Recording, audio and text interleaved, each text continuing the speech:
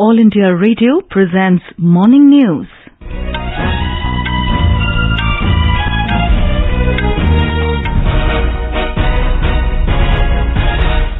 Good morning. I'm Sarabjeet Kaur and with me is Prashant Kumar Sinha. The headlines. Prime Minister Narendra Modi leaves for Germany as part of his three-nation tour to Europe. Says his engagements intend to strengthen spirit of cooperation with European partners. Prime Minister says welfare of entire humanity is linked with India's progress. Addresses Sardar Patel's statue unveiling event in Canada. Ayush Ministry organizes Yoga Utsav in Assam to mark 50th day countdown to International Day of Yoga. LIC's initial public offering for anchor investors opens from today. NCTE invites online application for 4-year integrated teacher education programs for next academic session.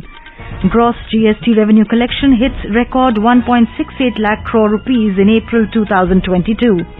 Centre asks states and union territories to issue guidelines on heat-related illnesses.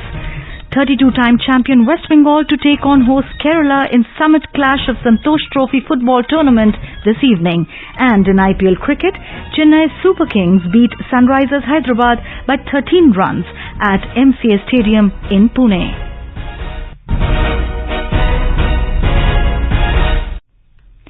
As our nation celebrates the 75th year of independence, a series of events are being organized by the government as a part of Azadi Ka Amrit Mahotsav. To commemorate the occasion as a Jan Utsav, Azadi Ka Amrit Mahotsav quiz program is conducted by All India Radio News on India's freedom movement and its glorious history on every Monday and Tuesday in the morning news since 16th August of last year.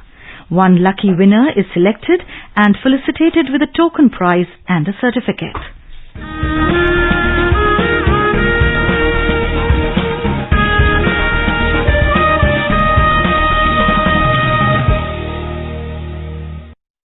All India Radio News shares the joy with listeners as the special quiz program completes its 75th edition today.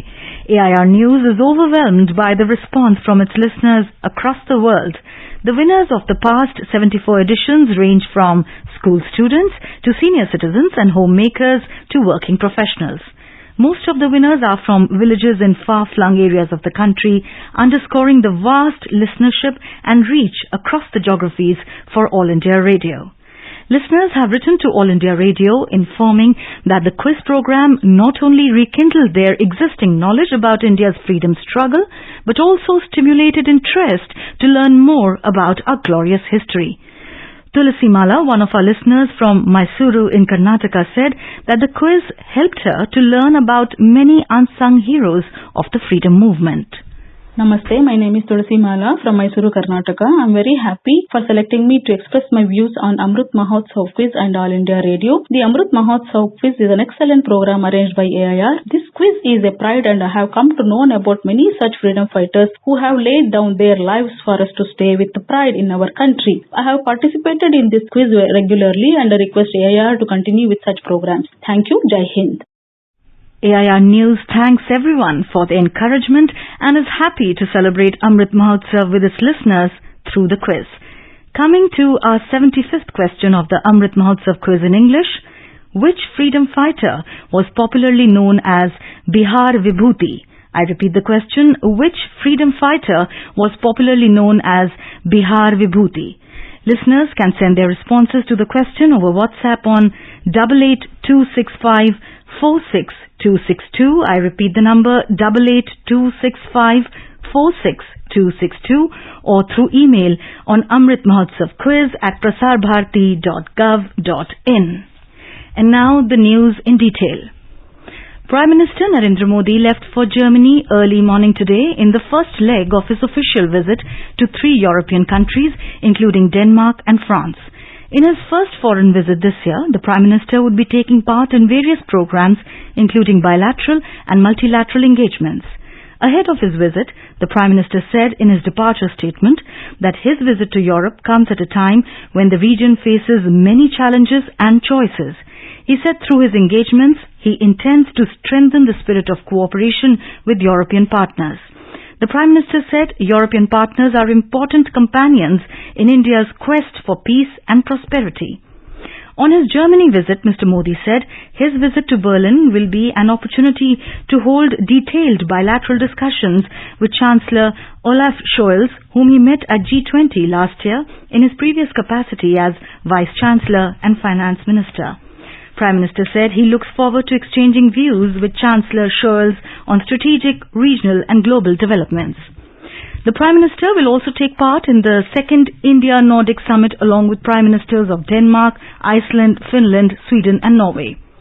Foreign Secretary Vinay Mohan Kwatra gave details about the Prime Minister's visit in a press briefing in New Delhi yesterday. Mr. Kwatra said on the first leg of his visit in Berlin today, the Prime Minister, along with the German Chancellor Olaf Scholz, will co-chair the 6th edition of the India-Germany Intergovernmental Consultations. Mr. Kwatra said the biennial IGC is a unique dialogue format that also sees participation of several ministers from both sides.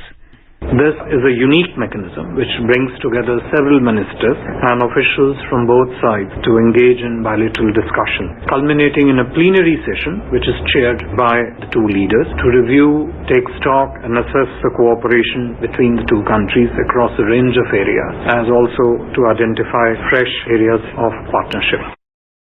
Our correspondent gives us more details about the Prime Minister's visit.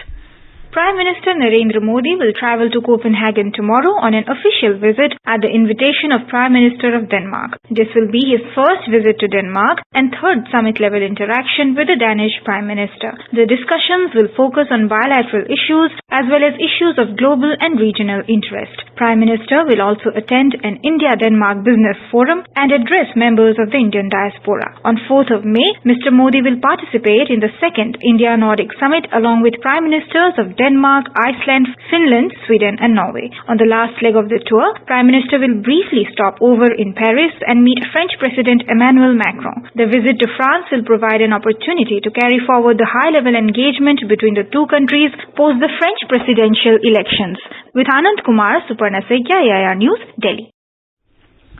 Prime Minister Narendra Modi yesterday addressed virtually the Sanatan Mandir Cultural Centre in Ontario, Canada on the occasion of inauguration of Sardar Patel statue.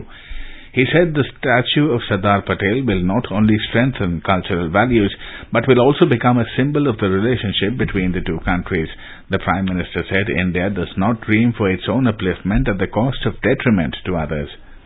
मैं सनातन मंदिर cultural centre को इस अभिनव प्रयास से जुड़े आप सभी लोगों को बहुत बहुत बधाई देता हूं। सनातन मंदिर में सरदार वल्लभ भाई पटेल की ये प्रतिमा न केवल हमारे सांस्कृतिक मूल्यों को मजबूती देगी बल्कि दोनों देशों के संबंधों की प्रतीक भी बनेगी। साथियों, एक भारतीय दुनिया में कहीं भी रहे, कितनी ही पीढ़ियों तक रहे, उसकी भारतीयता, उसकी भारत के प्रति निष्ठा लेश मात्र भी कम नहीं होती। वो भारतीय जिस देश में रहता है पूरी लगन और ईमानदारी से उस देश की भी सेवा करता है। Elaborating on the depth of Indian ethos and values in the diaspora, the Prime Minister said that Indians might live anywhere in the world, but their Indianness and loyalty towards the country never diminishes. Mr. Modi said that Sanatan Mandir in Canada or in any other country enriches the values of that country also. He expressed belief that the celebration of the Amrit Mahotsav of India's independence will give an opportunity to the people of Canada to understand India more closely. Bharat की आजादी के अमृत महोत्सव का ये celebration Canada के लोगों को भी भारत को और नजदीक से देखने समझने का अवसर देगा। अमृत महोत्सव से जुड़ा आयोजन, सनातन मंदिर कल्चरल सेंटर का स्थल और सरदार पटेल की प्रतिमा, ये अपने आप में भारत का एक बृहद चित्र है। आजादी की लड़ाई में हमारे स्वतंत्रता सेनानियों ने कैसे आजाद देश के लिए संघर्ष किया था। एक ऐसा भारत जो आधुनिक हो, जो प्रगतिशील हो और साथ ही जो अपने विचारों से, अपने चिंतन से, अपने दर्शन से, अपनी जड़ों से जुड़ा हो। Union Minister for Ayush, Sarbanand Sonowal, today emphasized for a strong nation as the country is celebrating 75 years of India's independence. Mr. Sonowal said this while addressing the Yoga Utsav at Shivsagar district this morning. The large yoga practice program was organized by the Ministry of Ayush at the historic Shivadol premises and its vicinity to mark the 50-day countdown to the International Day of Yoga. The Union Minister said that his ministry is projecting and showcasing this iconic historical monument, Shivadol, to the world with this program. Around 5,000 people participated in this mega event. Life Insurance Corporation's initial public offering IPO for anchor investors will open from today. For the general public, it will open from 4th to 9th of May. LIC IPO will be listed on the share markets on 17th May. LIC, the country's largest life insurer, has fixed the price band of 902 to 949 rupees per equity share for its maiden public offer. Investors can bid for a minimum of 15 equity shares and in multiples of 15 equity shares thereafter. With this IPO, which is through an offer for sale route, the government is looking to divest its 3.5% stake in the insurer by selling 22.13 crore shares. The National Council for Teacher Education NCTE has invited online application for the 4-year Integrated Teacher Education Programs ITEP for the academic session 2023-24. The program is a dual major holistic bachelor's degree offering BA, B.Ed, BSc, B.Ed and BCom. Education Ministry said it is one of the major mandates of the National Education Policy 2020 related to teacher education. The admission will be carried out by the National Testing Agency through the National Common Entrance Test. The 4-year ITEP will be available for all students who choose teaching as a profession after secondary by choice. The ministry said the course will contribute substantially to the revitalization of the entire teacher education sector. Power Minister R.K. Singh has expressed displeasure at Delhi government's misleading public with incorrect information about power situation in Delhi. In reply to Delhi Power Minister's letter expressing concerns about coal stock position of some NTPC stations supplying power to Delhi, Mr. Singh said the figure in the Delhi minister's letter was incorrect. The minister further said that thermal power stations of Dadri, Unchahar, Kahalgaon, Farakka and Jhajjar have sufficient reserve coal stocks for 5 to 8 days. The Indian Renewable Energy Development Agency has registered historic annual performance in 2021-22 in the midst of COVID pandemic. The profit has jumped 83% to all-time high of 634 crore rupees. The Board of Directors approved the audited financial results for 2021-22 in a meeting held yesterday. They lauded the company's outstanding performance under challenging conditions. You are listening to the morning news on All India Radio. A reminder of the headlines before we move on. Prime Minister Narendra Modi leaves for Germany as part of his 3-nation tour to Europe. Says his engagement intend to strengthen spirit of cooperation with European partners. Prime Minister says welfare of entire humanity is linked with India's progress. Addresses Sardar Patel's statue unveiling event in Canada. Ayush Ministry organizes Yoga Utsav in Assam to mark 50th day countdown to International Day of Yoga. LIC's initial public offering for anchor investors opens from today. NCTE invites online application for 4-year integrated teacher education programs for next academic session. Gross GST revenue collection hits record 1.68 lakh crore rupees in April 2022. Centre asks states and union territories to issue guidelines on heat-related illnesses.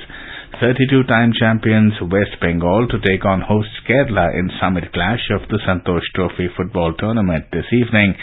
And in IPL cricket, Chennai Super Kings beat Sunrisers Hyderabad by 13 runs at MCA Stadium in Pune. For quick news updates around the clock, follow us on our Twitter handle at AIR News Alerts. Competition की अगर आप कर रहे हैं तैयारी तो उनके लिए ऑल इंडिया रेडियो पर हम लाए हैं अभ्यास, एक ऐसा कार्यक्रम जिसमें आप पूछेंगे सवाल व्हाट्सएप नंबर 9289094044 पर या फिर ईमेल करेंगे abhyas.airnews@gmail.com पर और हमारे विशेषज्ञ देंगे इसका जवाब। इस बार का विषय है पब्लिक एडमिनिस्ट्रेशन। सवाल भेजने की अंतिम तारीख है 4 मई। आपका अभ्यास हमारा प्रयास।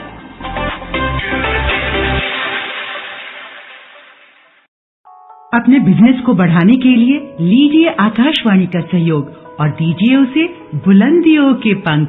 आपका बिजनेस लोकल है या राष्ट्रीय, आकाशवाणी देती है उपभोक्ताओं तक पहुंचने का हर विकल्प। और अब तो आप घर, दफ्तर या दुकान पर बैठे बैठे कर सकते हैं आकाशवाणी के किसी भी केंद्र के लिए विज्ञापनों की बुकिंग। आकाशवाणी के विभिन्न चैनलों पर विज्ञापन देना सुलभ और सस्ता।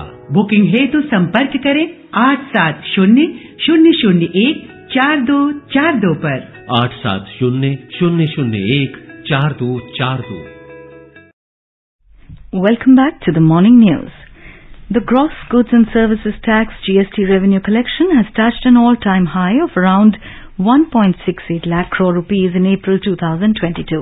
The total GST collection in April was 1,67,540 crore rupees. The GST collection in April this year is 25,000 crore rupees more than the next highest collection of 1,42,095 crore rupees, which was in March 2022. Of the total GST collection in April this year, Central Goods and Services Tax CGST collection is 33,159 crore rupees, State Goods and Services Tax SGST is 41,793 crore rupees, Integrated Goods and Services Tax IGST is 81,939 crore and cess is 10,649 crore rupees. India's pharma exports witnessed a growth of 103% since 2013-14 from 90,415 crore rupees in 2013-14 to 1,83,422 crore rupees in 2021-22. The exports achieved in 2021-22 in the pharma sector's best export performance ever. It is a remarkable growth, with exports growing by almost $10 billion in 8 years. And now let's listen to our special program, Azadi Ka Safar, highlighting the importance of the day during the freedom struggle. आजादी का Amrit Mahotsav.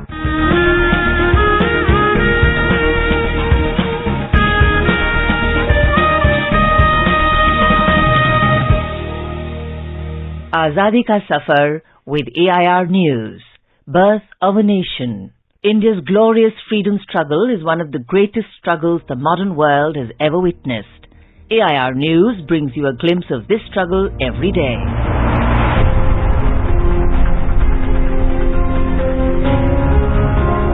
On May the 2nd, 1950, the government of India took over the administration of Chandernagor from France.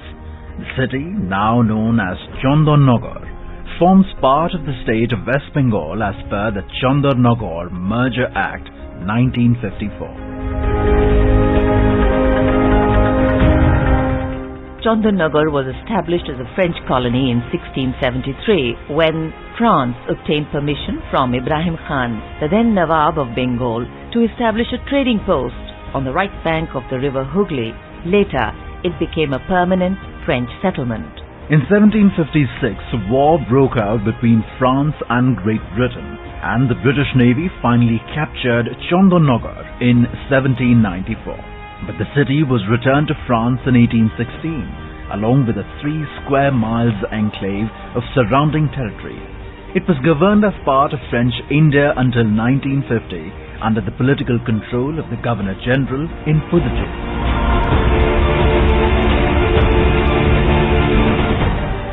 On the 8th of June 1948, the government of the French Republic, in agreement with the government of India, declared that it intended to leave to the populations of French establishments in India themselves the right to pronounce their future fate and future status. On the 9th of June 1949, the citizens of Chandernagor voted in favor of the merger of the territory with India. Thus, on the 2nd of May 1950, the government of India took over the administration through the de facto transfer of Chandernagor.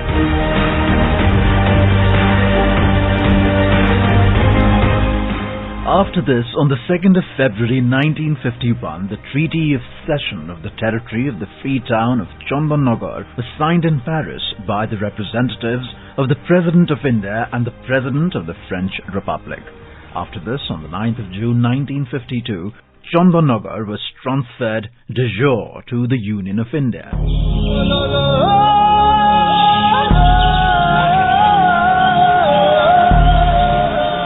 We commemorate freedom fighter Kadraka Mangra, who died on the 2nd of May 1945, a resident of Koraput, Odisha. Mangra participated in the Quit India movement in 1942 in response to the nationwide call of Mahatma Gandhi. He was arrested by the British police and detained in Nabarangpur sub-jail.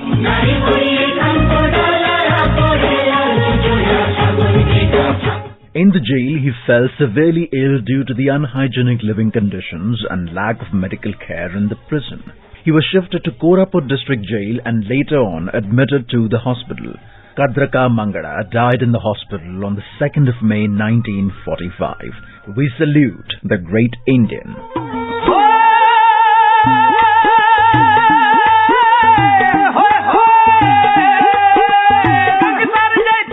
We also remember nationalist Santa Singh, who was martyred on the 2nd of May 1925. A resident of Lahore, Santa Singh participated twice in the Shahidi Jathas to Jaito Gurudwara Gangsar Nabha in 1924 to 25 against the British order prohibiting all prayer assemblies there. When the Jatha reached the Gurudwara, Wilson Johnston, the administrator of Nabha, ordered the troops to stop the Jatha and arrest its participants. The British-led troops stopped it and arrested a large number of its members. With others, Santa Singh was also arrested and tortured to death on the 2nd of May 1925 in jail. We salute the great martyr.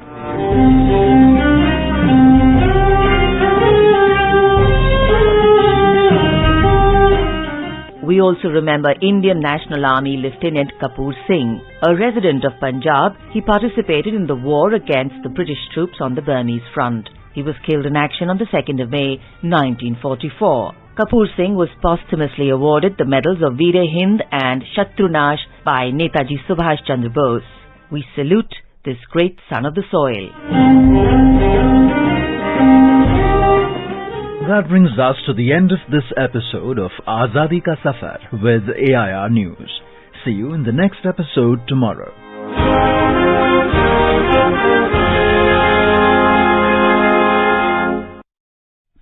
The Centre has asked all states and union territories to disseminate guideline document on heat-related illnesses to all districts for effective management of cases of heat wave.